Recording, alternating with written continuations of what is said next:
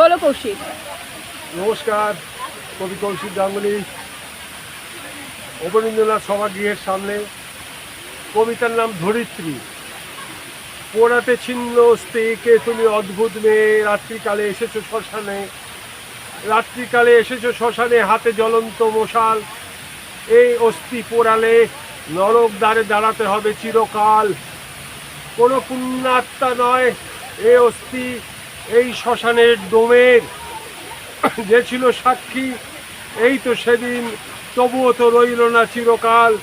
ও অদ্ভুত মেয়ে, যার কাজ ছিল বিদায় জানাবার, সে নিজেই আজ অস্থি সম্বল। এমনিতে জ্বলে না যা, তা কি করে পোড়াবে? ও অদ্ভুত মেয়ে, পোড়াতে ছিন্ন অস্থি কে তুমি অদ্ভুত মেয়ে, রাত্রিকালে এসেছো শ্মশানে, হাতে জ্বলন্ত মশাল। তুমি ছাড়া এমন পাগলিনী চিনি মেয়ে, তোমাকে চিনি। তুমি যে আমার বিশ্ব জননী, তুমি যে আমার বিশ্ব জননী। ধন্যবাদ, সবাইকে ভালোবাসা।